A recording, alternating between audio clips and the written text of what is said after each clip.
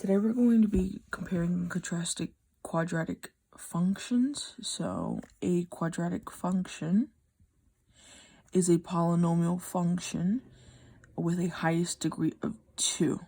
So we've already talked about quadratic functions.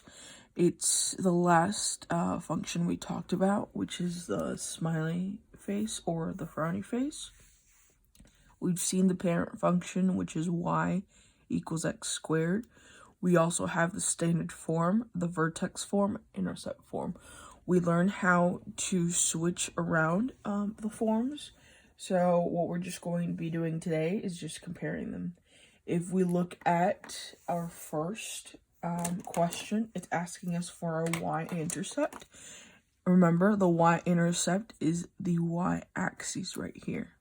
So at what point do they cross that line? If we look at our g of x, it crosses the y-axis right here.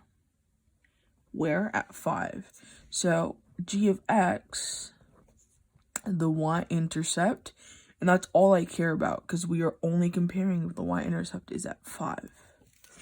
And then if we look for the y-intercept of f of x, when it crosses this line, it is right here, which is at -1. So for f of x, the y-intercept is -1. It's asking us for the greater y-intercept.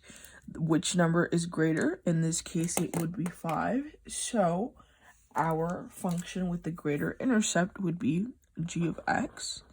So we can just write g of x has a greater y-intercept. And then for explaining, all you have to say is 5 is greater than -1. 5 is greater than -1. That's all you have to say. I mean, that is a very valid explanation. We know that this number is greater than -1.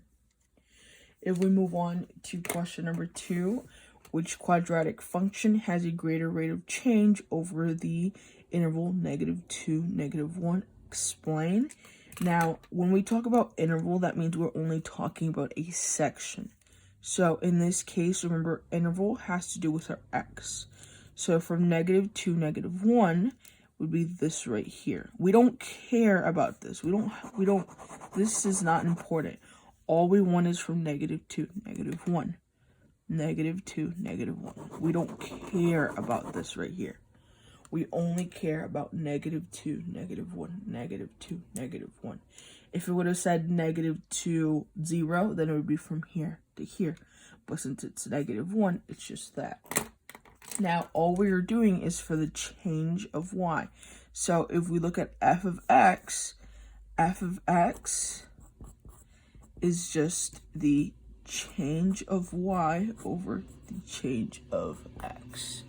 That is all I'm looking for, the change of y over the change of x. Now, the change of y has to do with our y values. If we look here, from 4 to 1, what are we doing? We're subtracting 3. So our change of y would be -3. If we look for our change of x, it would be this right here. What are we doing? Well, we're getting closer to 0, so that means we're adding 1. And if you don't know how to do that, you can use your calculator as well. So here would be +1. We can put that in our calculator. We have -3 divided by +1. We don't have to write that positive, which would give me -3. So my change of interval between -2 and -1 for f of x would be -3. I'm going to do the same thing for my g of x. My g of x, it's change of y over change of x. If I look here, it's from 8 to 2. Now, from 8 to 2, I'm subtracting 6. So it would be -6. And from -2 to -1, it'd still be +1. Usually our change of x would be the same for both of them. So it would be +1. If I put this in my calculator, -6 over +1, it would give me -6. So it's asking for the greater rate of change. Which one has a greater rate of change? Again, although this is a 6, this is a -3, and this is a -6. If we look at our number line, -6 would be right here, -3 would be right here, and 0 would be right there. Because when we're going by a negative number, our greater rate of change, it would be our smallest negative number. So in this case, it would be f of x has a greater rate of change. Greater rate of change. Rate of change. Sometimes when you just see ROC, that just means rate of change. Explain, well, -3 is greater than -6. If we move on to the next question, we have the quadratic function, which has a smaller quadratic function when x equals 5. So all we have to do here is just plug in 5 for x. If we look for f of x here, we have negative x squared plus 6x minus 9. So all I'm going to do is plug in 5 for x. 5 goes here, 5 goes there. So if I get my calculator, I have -5 squared plus 6 times 5 minus 9. So that gives me -4. So -4 is for f of x. I'm going to do the exact same thing for g of x. So I have x minus 4 squared plus 7. And then for the x, it'd be 5. So parentheses 5 minus 4 squared plus 7. So that gives me -4 as well. And I can double check. And then I guess I should have 7, yeah, -4. So they both have the exact same thing. So which one has a smaller value? We can just say that they are both, or they both have the same value. So necessarily we don't know which one has a smaller value because they're the same. So they both have the same value. The same value when x equals 5. We look at question number 4. It's asking us for the greater value when x equals 3. So when we have a graph, all we have to look is when x, remember, this is our x line. So when x equals 3, which is right there, our y is -1. So it'd be 3, 1. And then for here, we're looking for 3. It's 9. So 3, 9. And which one has this higher y value? This is 9, this is 1. Which one is greater? 9. So g of x has a greater value when x equals 3. And then when we are trying to explain, all we have to say is, well, 9 is greater than, or 9 is greater than 1. So greater value when x equals 3.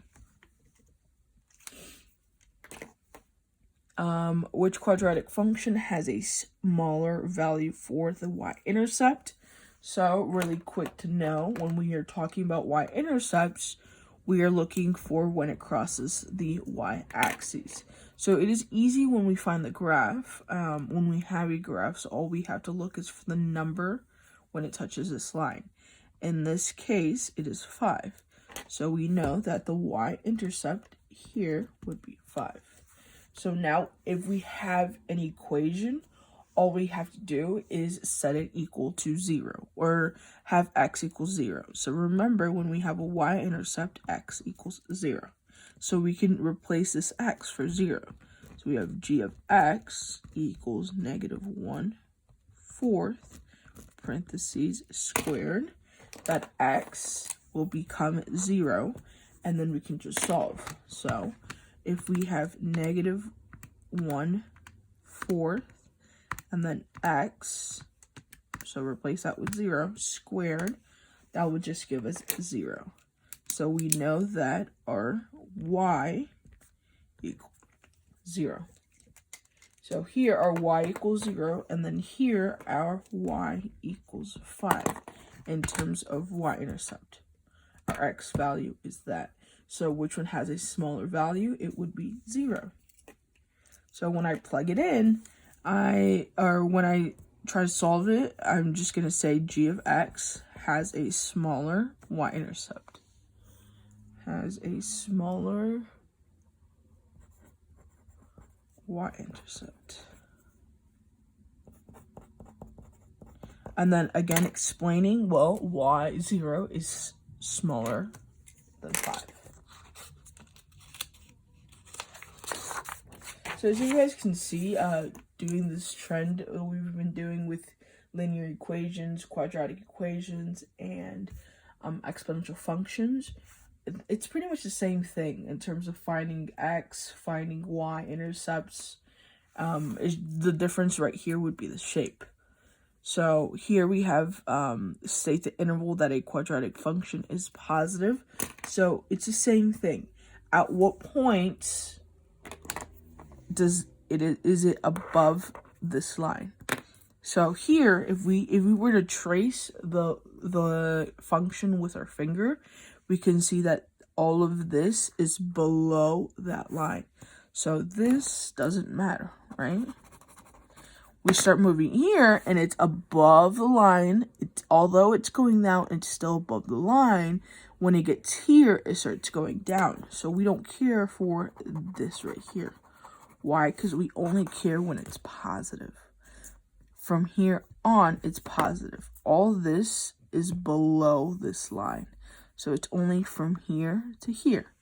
All we have to look is the number. This number right here would be -3. And then this number right here would be +3. So here would be positive. This quadratic function would be positive between these 2 points. If we state the interval when it's negative, we are looking as to when it's below the line. So below this line right here. Anything below it. If you look here, this is below the line, so we're good. But then all of this is above. We don't care for that. All of this doesn't matter. Why? Because it's not below this line. We move here, and it's now down. It's below that line, so all that is important. Well, when we are looking for an interval, this should have an arrow, and this should have an arrow. We're coming from -infinity. When we talk about intervals, we are talking about our x values. That's why we looked at these numbers right here. So going down, or going left, we are coming from -infinity. And we're going, and then we stop here at -3. So that is one part of the negative interval. If we look here,